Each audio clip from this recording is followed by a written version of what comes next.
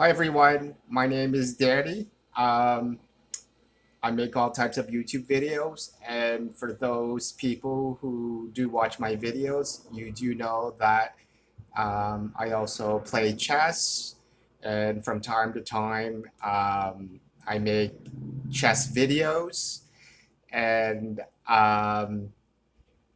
basically speaking, to give you some context, um, I bought a um, I bought a chess program on a computer a while ago, and I've been trying to get through it.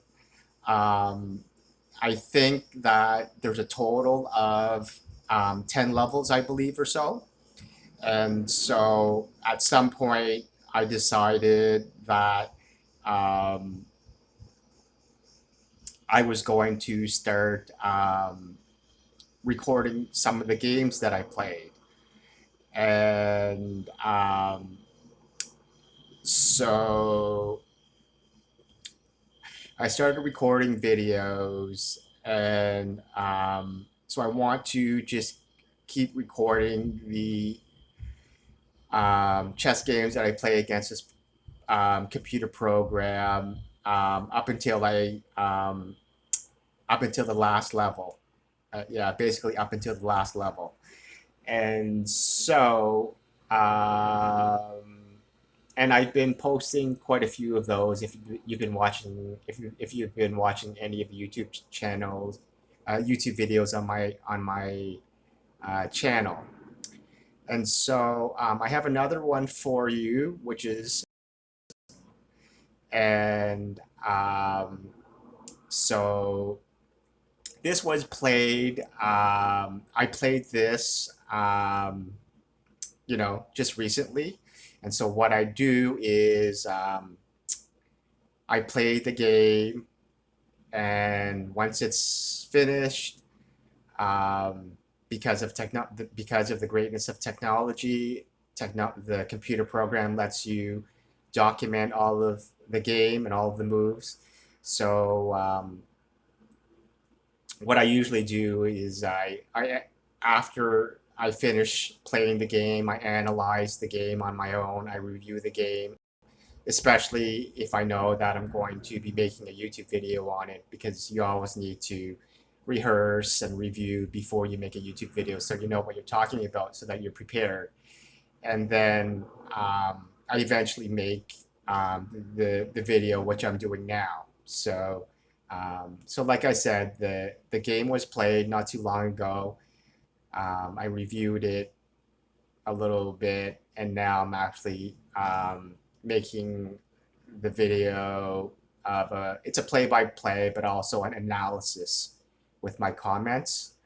And yeah, so I just also wanted to just let you know that this chess program contains different types of effects. One of them are sound effects, and I found that everyone is different.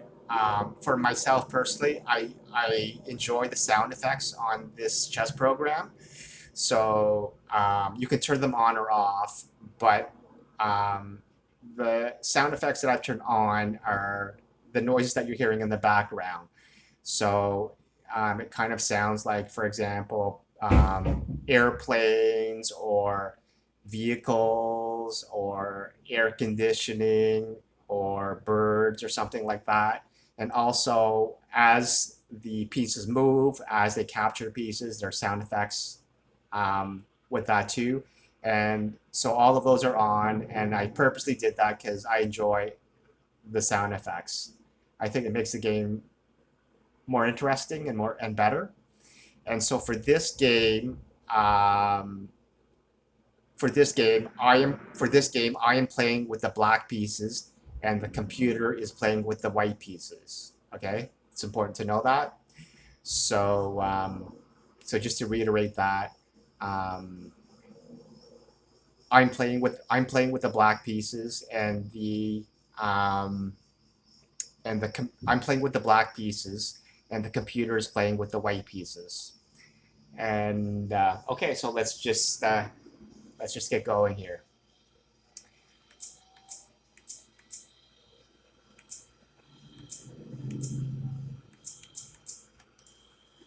So the computer opens the game with e4, and then I play c5. So I'm playing a Sicilian opening, Sicilian chess opening. And so the computer plays knight to f3. That's just very natural. I respond with d6. I know that there's basically two different moves that I could have picked from, but I prefer d6. And the computer plays d4, which is natural. And just for when I say natural, just in case, just if there's people who are chess beginners, in chess, when people say natural, it means the regular move or the normal move that most people will play according to, the research done. What we call in chess, in chess, we call it chess theory. And chess theory refers to basically research that's been tested and proven to be the best. And so natural moves follow chess theory. Also, natural moves also mean not just chess theory, but as the word implies, what is the most instinctual move for you to make without having to think too much or analyze too much. It's just the most automatic type of move, right? It's kind of like when you're in a car and you're stopped at a red light and you see the green light go on. It's not, quote, natural for you to just automatically use your foot to push down on the accelerator. Okay, so then my pawn takes d4. That's natural. The computer's knight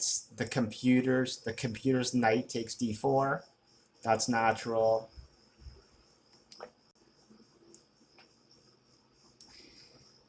My knight goes to f6. That's natural.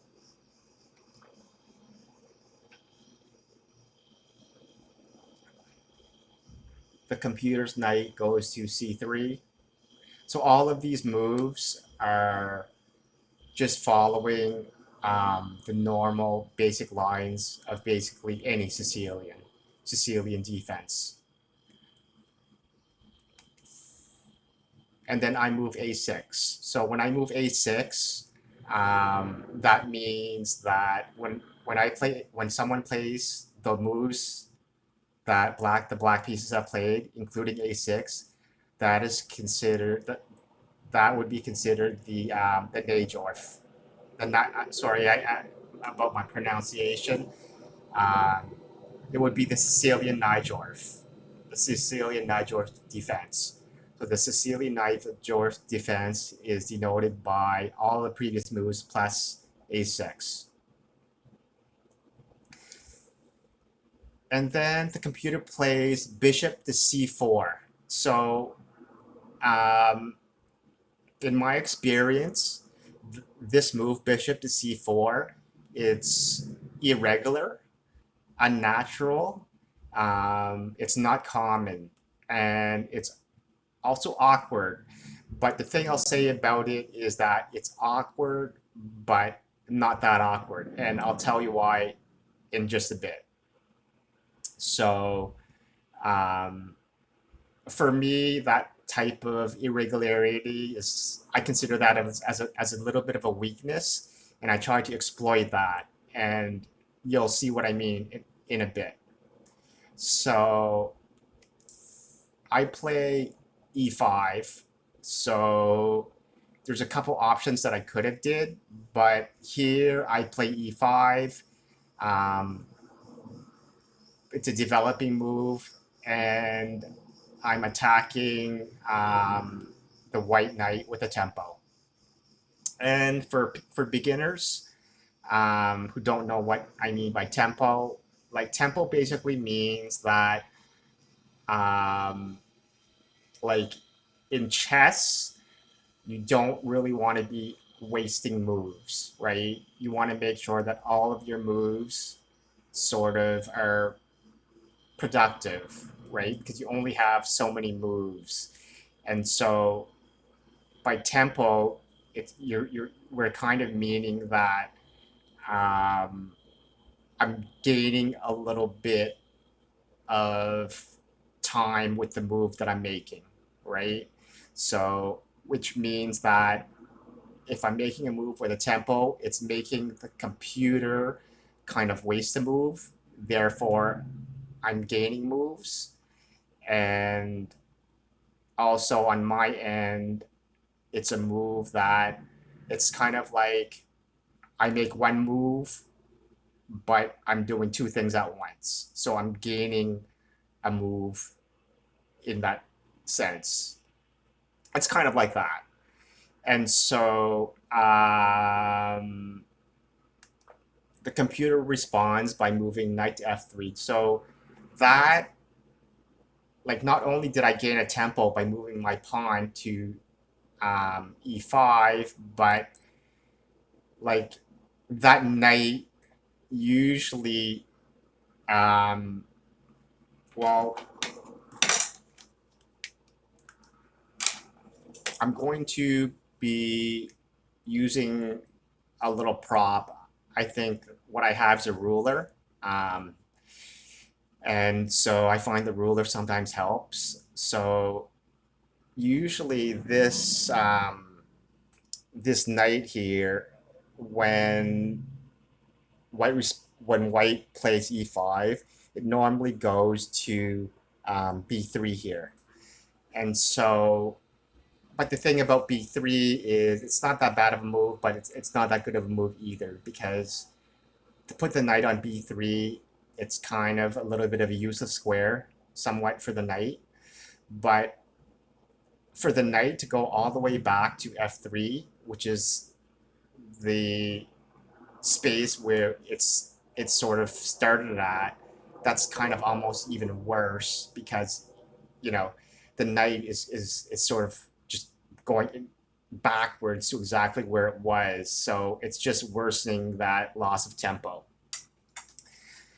And so I respond with bishop to e7. It's just a natural developing move. And then the computer responds with knight to g5. Okay, so it's pretty common sense to see why he moved his knight to g5, because he's targeting the square here, which is f7, right?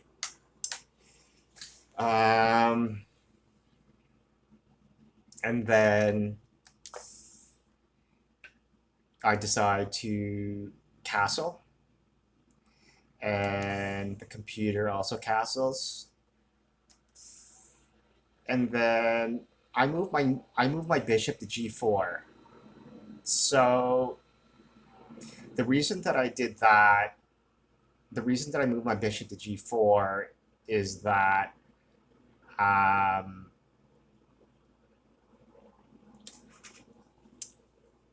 I've noticed that his bishop here has already been moved to c4, right?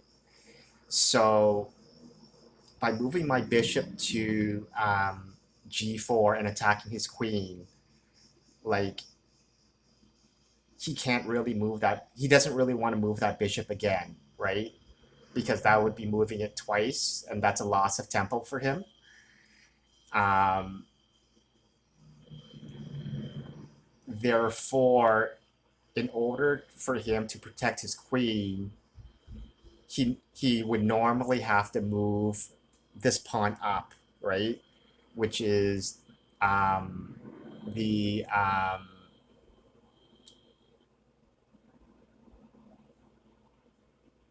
pawn to f3. Yeah, pawn to f3. Sorry, I'm not very good with notation. I'm getting better at it. Practice makes perfect. So, like I said, he would have to move that pawn normally to f3 in order to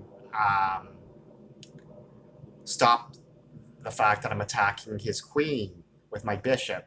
And in doing so, he opens up this diagonal here. And when he opens up that diagonal, that is good for me because it opens up possibilities for me to attack his king, right? And so let's see what happens next.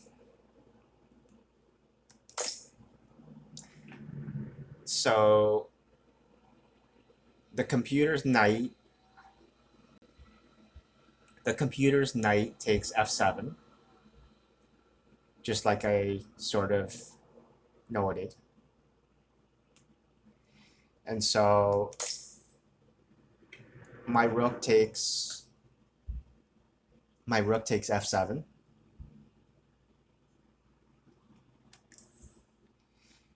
The computer's queen moves to d2.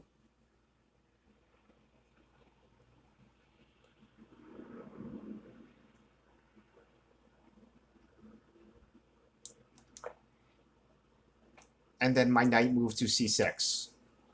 So that's just a natural move.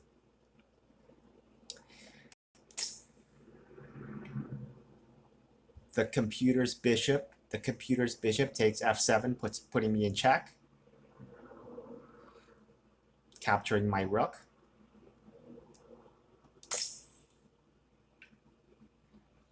And my king takes f7.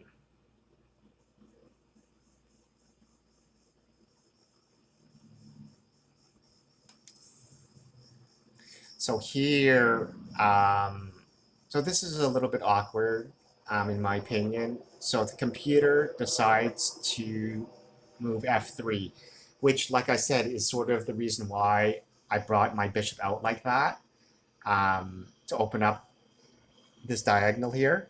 But the thing is that, like, at this point, there was no need for the computer to move that pawn up, because previously the computer moved the queen away from that diagonal. So the queen is no longer being attacked. The computer's queen is no longer being attacked by my bishop. So there's no threats. So there's no real need for that pawn to go up like that. For some reason, the computer just doesn't like my bishop to sort of be there. But I got what I wanted in the end by opening up that diagonal to possibly attack the computer's king. And then, so I move my bishop to e6.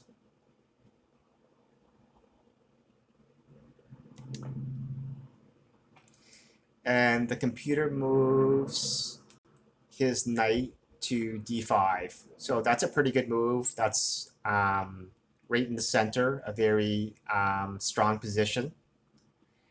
And I respond by having my bishop capture that knight on d5, because I cannot let that knight just sit there in the center like that, because that's a very powerful square right in the middle. So I have to get rid of it. So the computer responds by taking d5, attacking my knight. And I move my knight to d4. the computer moves his pawn to c3, attacking my knight. Very similar. The computer doesn't like to have a knight in a very powerful center square like that. So he wants to try to kick it out. Boop. And so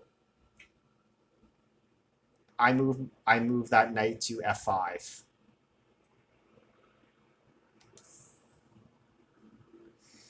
So the computer moves his the computer moves his queen to d3. And that's doing a few things. It's developing the queen a little bit better, and it's also attacking my knight. And I move that knight to h4. Now, I just want to explain a little bit where, like, moving my knight to h4 seems a little awkward because now it's way out on the edge. It's not really doing that much, and it's hanging, right? Hanging in chess means it's not protected by. Hanging means it's not protected by any of their other pieces, right?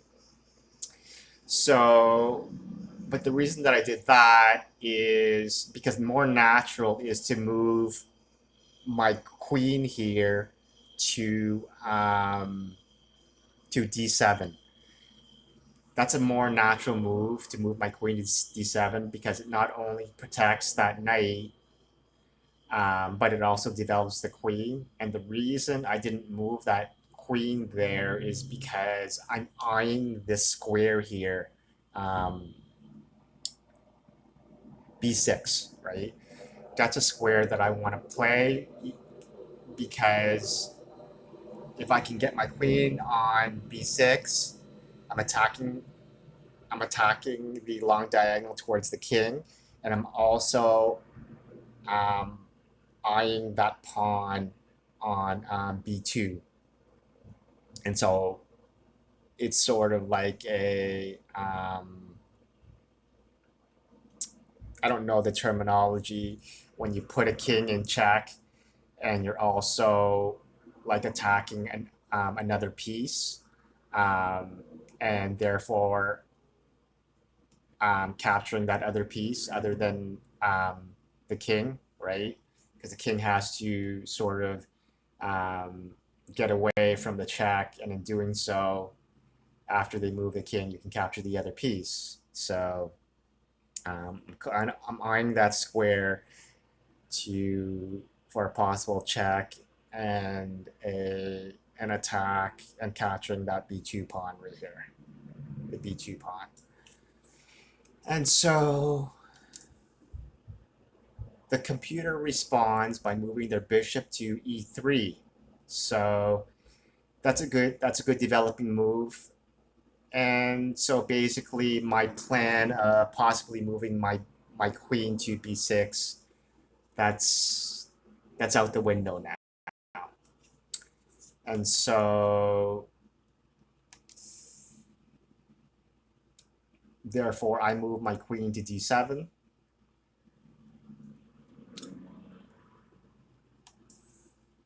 And the computer moves their pawn to b4.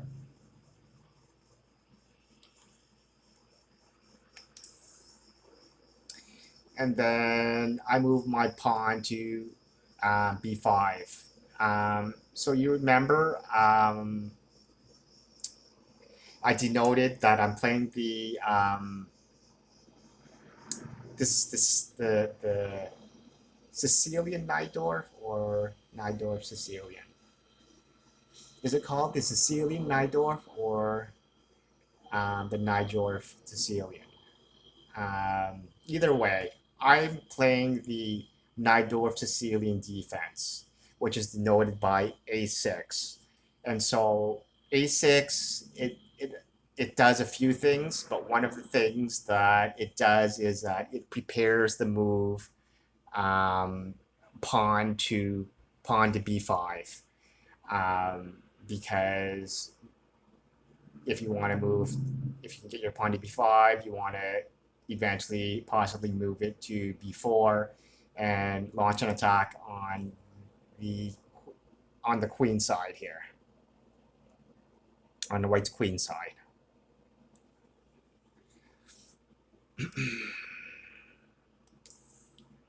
So the computer responds with g3.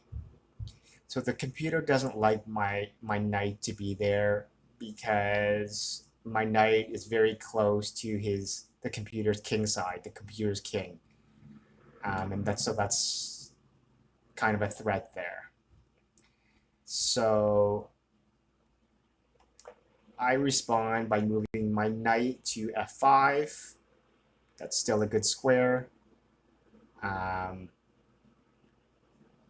And now it's okay for me to move there because I moved my queen to d7.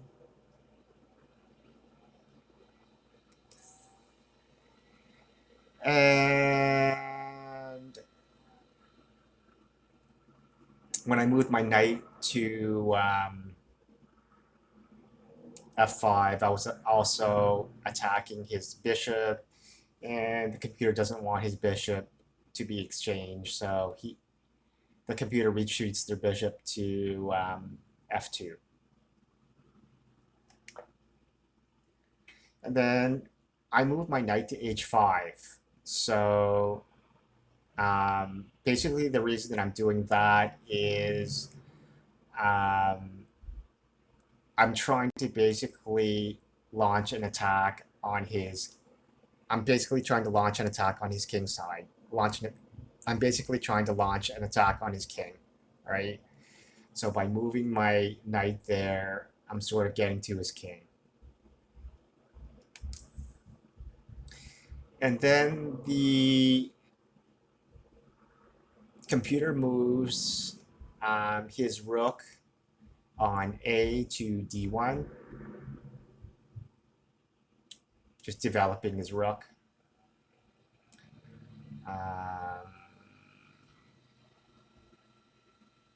Because his pawn in the middle is really important, that pawn on d5, and so he just wants to make sure that it's properly protected. So here I move my bishop to g5.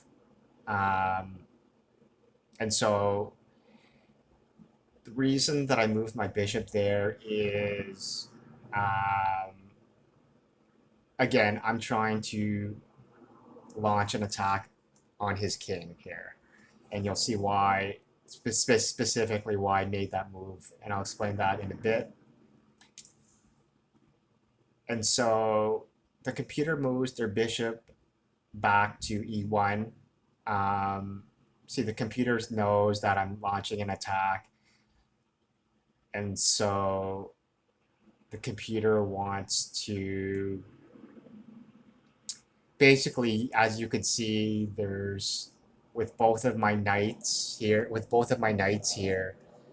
and my bishop, there's a lot of squares here where there's a possible checkmate, and for him to move his bishop out of the way so that he can possibly bring his rooks to protect those squares. That's probably why he retreated his bishop back like that. And so I move my bishop to f4. And so the reason that I did that is because I moved my bishop to f4 because I'm trying to sacrifice that bishop, because I want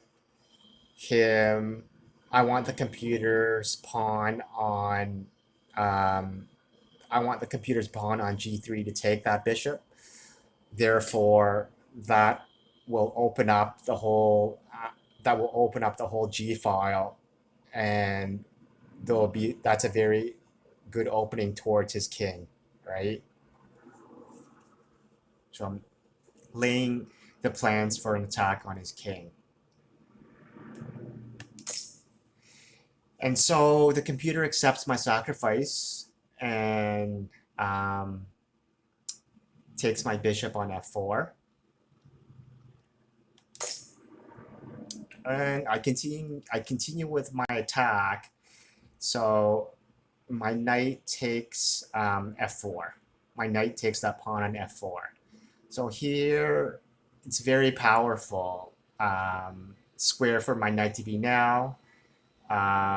Because as you can see, not only am I presently attacking the queen, but I'm eyeing that square on g2, which is a possible checkmate square. I'm also eyeing this square here, um, which is e2. And I'm also eyeing this square too, which is h3. So um, my attacking chances here are very, very threatening here. And so the computer moves that queen to e4 to get away from that attack. And then I move my rook to c8. So that's a very natural move, especially with the Sicilian, because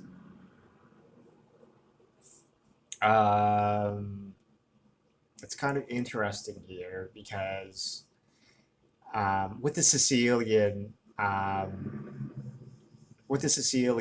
the C file eventually becomes open, and so for the most part, from the black pieces end, you're usually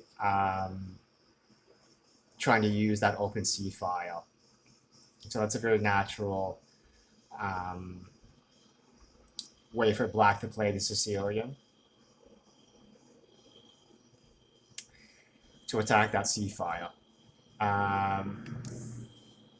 And then white responds by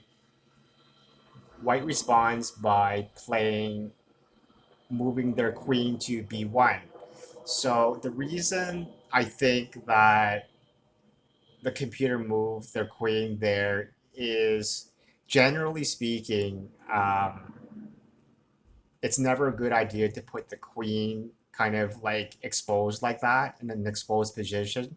And in that case, the exposed position was right in the middle of the board here. If you see all of my pieces, see I have two knights here and I have a pawn here. And it's very easy for me to trap that queen or to possibly do something else, like a fork or something like else. So after I moved my rook here to c8, I could have possibly brought it all the way up here to c4 and then attack that queen, right? And then from there, the queen doesn't really have very many squares to escape to, and the queen would be in a lot of trouble. So the computer retreats their queen back to b1. And then I move my knight to e3. So again, that knight in the middle of the board is very powerful, and gives me the possibility of taking this square where it is right now on e3, and I'm basically forking both of his rooks. I'm basically forking both of his rooks. So the computer responds by moving their bishop to d2.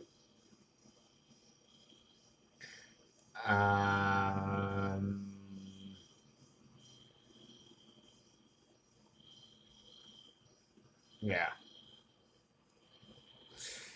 The reason they moved probably their bishop to d2 is because after my knight captures one of those rooks, that bishop can capture this knight here on on f4, because that knight on f4 is a huge threat. And then after it captures my knight on f4, I would have to take it with this center pawn. And this center pawn here on e5 is very, very powerful. And I would have to move it away from that powerful square. And so I decide to capture the rook on d1.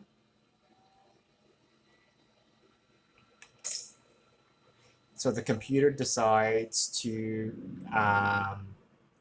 capture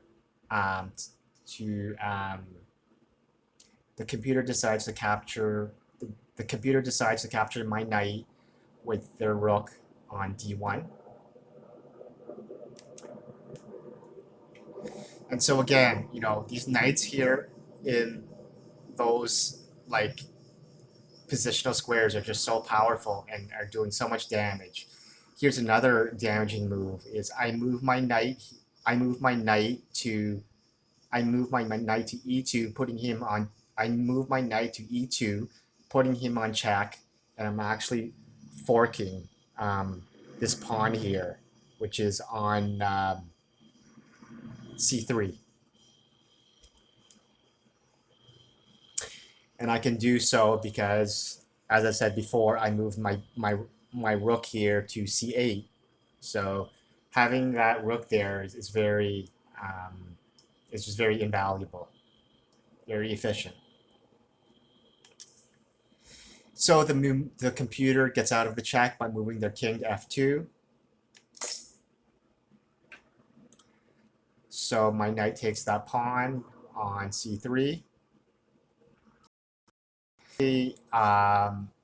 My knight here is attacking these two pieces.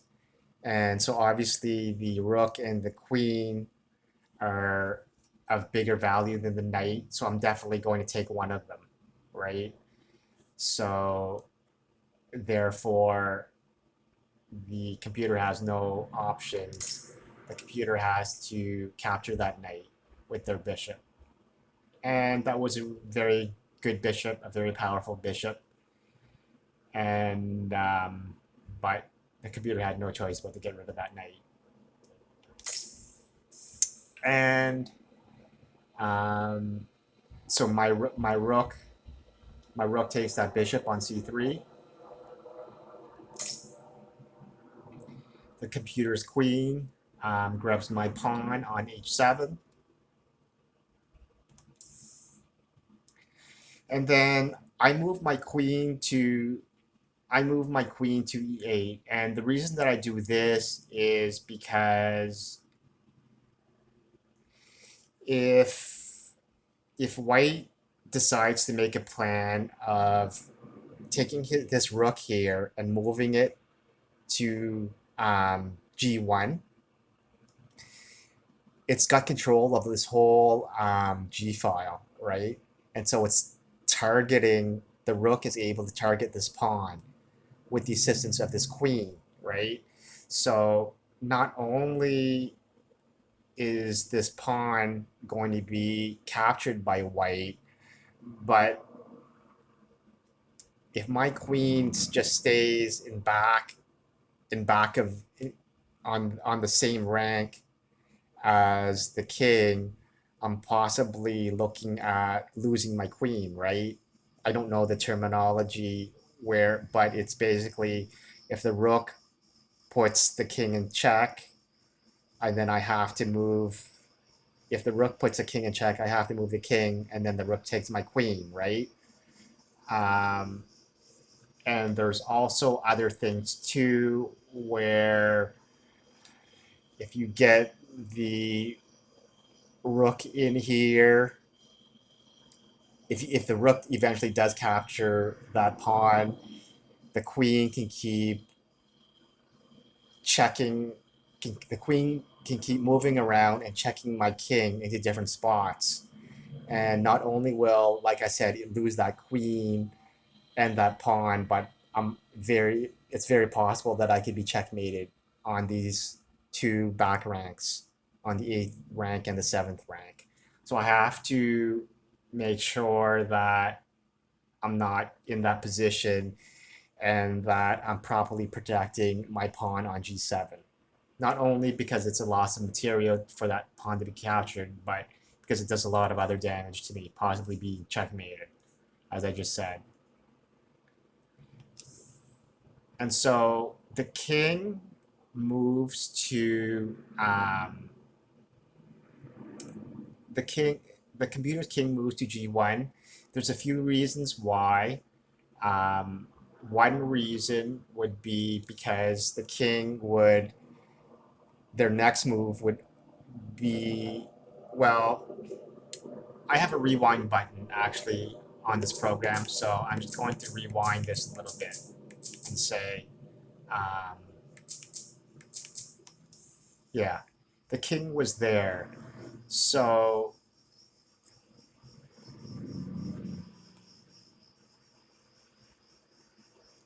yeah, the main reason actually that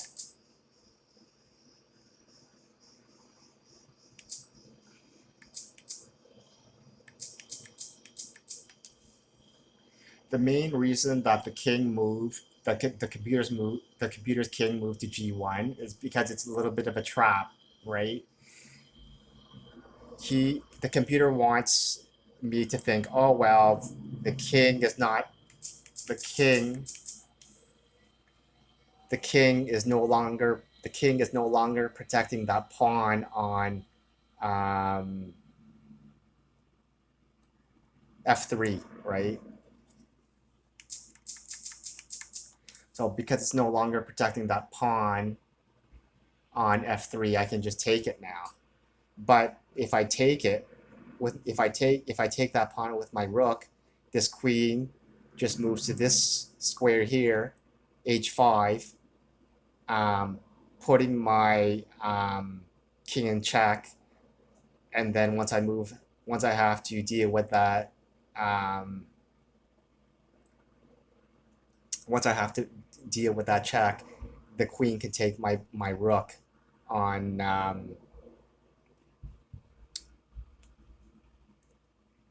f3, right? I can't remember what the terminology for that is called. It's called not a discovered check, but something like that. So I don't fall for the trap.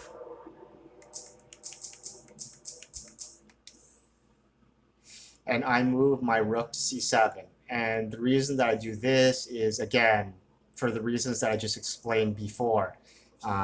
This pawn here is very, very vulnerable. Not only the pawn being captured, but that square. And it's leading to possibly, if I let him capture that pawn and let his queen and his rook do too many things around here, and I don't have enough protection on these two back ranks, the 8th rank and the 7th rank, I'm going to be in a lot of trouble.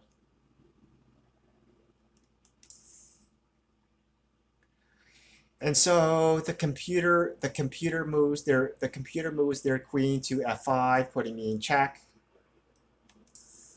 I get away from the check by moving my king to g8. And the computer moves their queen to e6, putting me in check. So basically the computer wants to exchange queens with me, because at this point I kind of have to, because the queen is threatening my pawn here on d6. So if I don't take it, then I lose my pawn on d6. So I exchange. So my queen takes e6. So the computer's pawn takes e6. And then I move my rook to c6. I'm protecting this pawn here on d6, which was being attacked by the computer's rook. And the computer moves their rook to f1. The reason is because the computer sees that this pawn is about to be captured, and the only way for at this point for the computer to save this pawn is to have this pawn on this square on f5 protecting that pawn. And so the rook here protects that pawn moving up. So I move my king to f8. I'm trying to capture this pawn on e6. So the computer moves their pawn to f4. My pawn takes their pawn on f4. The computer's rook takes my pawn on f4, putting me in check. I move my king to e7, getting closer, getting closer to the computer's pawn. And the computer moves their pawn. The computer moves their pawn to a4. My pawn takes their pawn on a4. The computer moves his rook to f1. I move my rook to c4 because I want to capture this pawn here on. So like I said, I moved my rook to f4, restricting the movement of the computer's king, and the computer moved the computer moved their king to g2.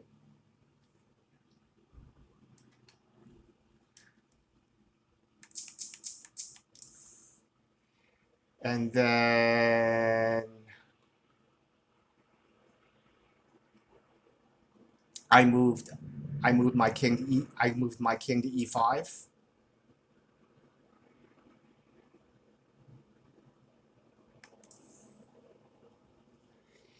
And the computer moved their king to h3. So I move my pawn to d5.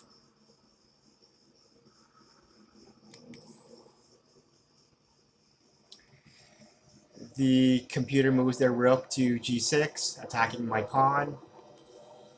I move my rook to f7, protecting my pawn. The computer moves their rook to a6, attacking my pawn. I move my rook to f4, protecting my pawn. The computer moves their king to g3, but that's not a threat. I move my rook to c4. Now, okay.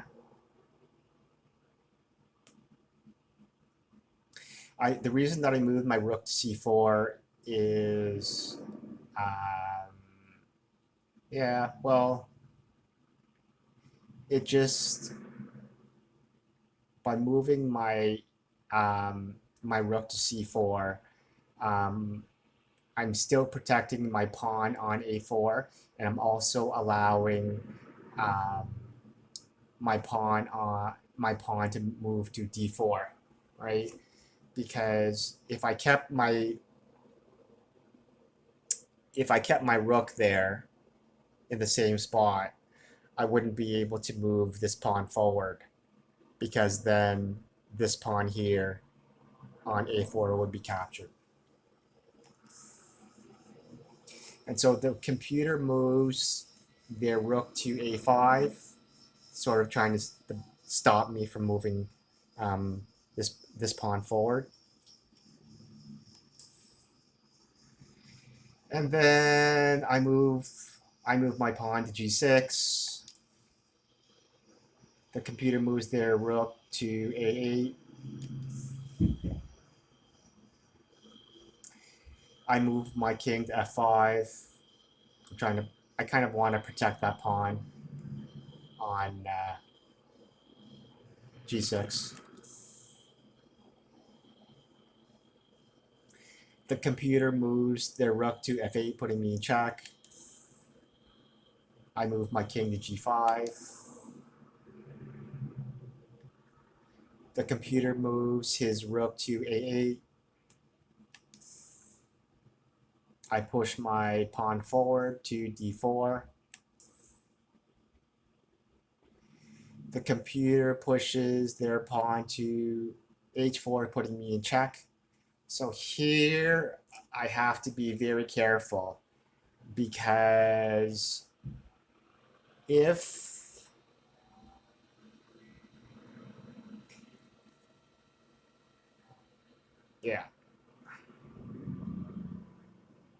I move I'm in check now, right? If I move my king to this square, I'm in check here. If I move my king here to h5, this square right here, h5, then his rook just moves to h8. His rook moves to h8, and that's checkmate. Yeah, and then I get checkmated. So I instead move my king to h6. The computer moves his king to f2. I push my pawn forward to d3. The computer moves his rook to h8, putting me in check. I move my king to g7. The computer moves his rook to d8, and I just decide to exchange pawns. It's just one pawn for one pawn. One pawn for one pawn. I just said, screw it. So my rook takes the computer's pawn on h4. If I had wanted to, I could have moved my rook up here to c3, protected it, but I just decided to just exchange one pawn for one pawn. And so the computer takes his rook and takes my pawn on d3. So here I move my rook to e4, restricting the movement of his king. The computer moves his rook to d5, kind of like saying, disallowing me to move my pawn up to g5 temporarily. And then I move my king to h6, which will later allow me to push my pawn on g6 forward. And the computer moves the rook to d6, temporarily stopping me from moving my pawn to g5. So I move my king to h5. The computer's king moves to f3, attacking my rook.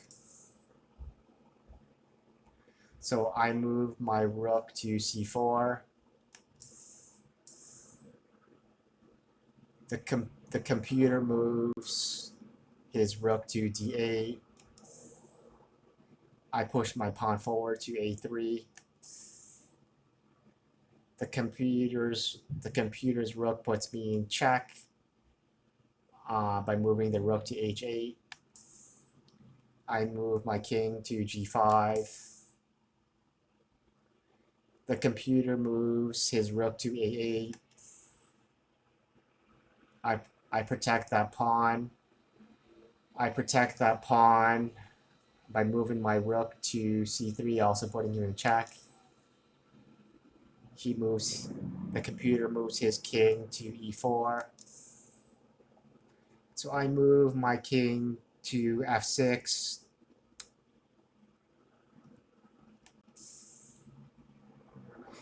The computer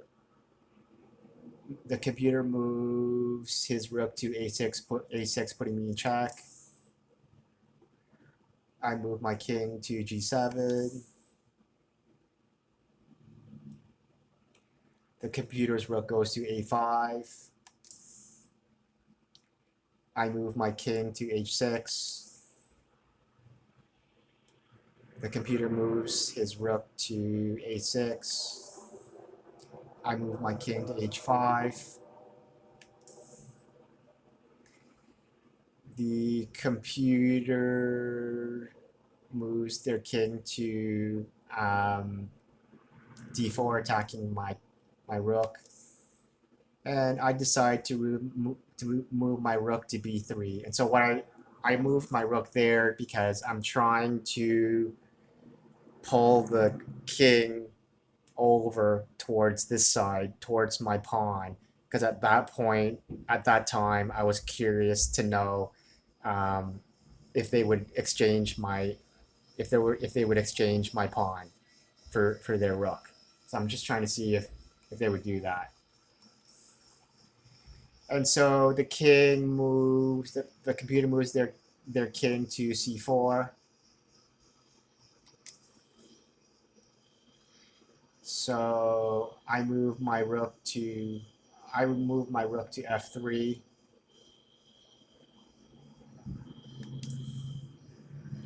The computer's king moves to b4. I push my pawn up to g5. And so the computer decides not to take my pawn. The computer decides not to take my pawn with their rook, not to make that exchange, because if the computer did make that exchange, the rook would be out. The rook would be out of the game, and it's a definite win for me. So the computer decided not to do that. The computer moves his rook to a5, and then I move my king to h4. Computer moves rook to a8. I move my pawn to g4. Computer moves their rook to h8, putting me in check. I move my king to g5. Computer moves their rook to g8, putting me in check. I move my king to f4. The computer moves their rook to f8, putting me in check. I get sick of being put in check, so I put my king on g3. The computer moves their rook to c8. I move my king to f2. The computer moves his king to a5. I push my pawn forward to g3. The computer moves his rook to c2, putting me in check. I move my king to g1. The computer moves his king to b4. I push my pawn forward to g2. The computer moves his king to b5. I move my king to h1. The computer moves his rook to c1, putting me in check. I move my rook to f1, stopping the check. The computer decides not to take it and moves his rook to c3. I push my pawn forward to a2. The computer moves his rook to h3, putting me in check. I move my king to g1. The computer moves his rook to a3.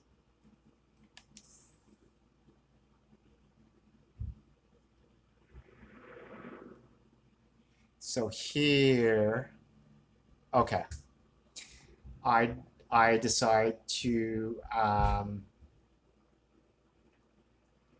push my pawn forward. I push my pawn forward and queen it. I push my pawn forward and queen it. The computer moves his rook to d3. I move my king to h2. The computer moves his king to b4. I push my pawn forward. I push my pawn forward to queen it. I push my pawn forward to queen it. The computer moves his rook to d2, putting me in check. I put my rook on f2, stopping the check. The computer moves his rook to d8. I move my queen on g to c1, and here I'm threatening mate because once my rook gets to this square on b2, that's checkmate. And so he tries to temporarily stop the checkmate by the computer moves rook to d3, trying to temporarily stop the checkmate. Then I move my rook to b2, putting him on check, close to being checkmated.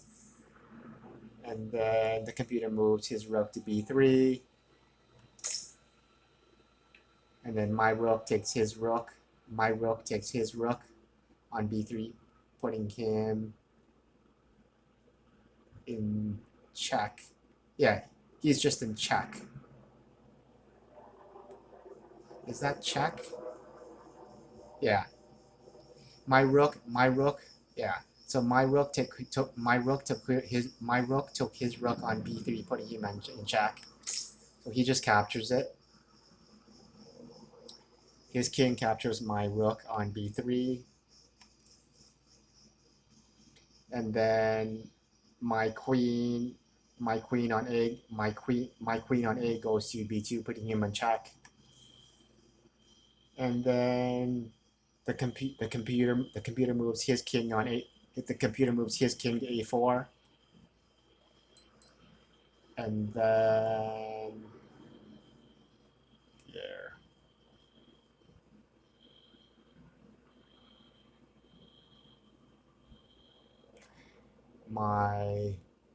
And then my next move, if I remember right,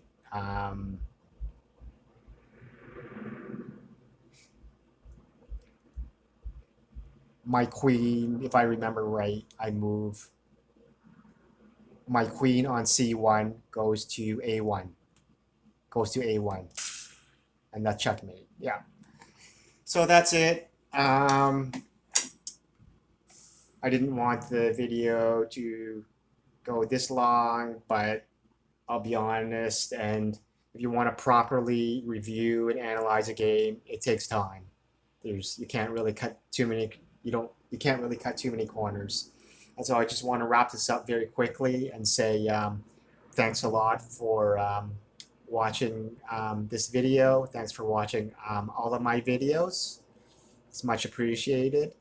And don't forget to hit that subscribe button and click on the all notifications button so that you'll know exactly when I post a new video. And I think that's all I wanted to say. Yeah, thanks for watching. Peace out.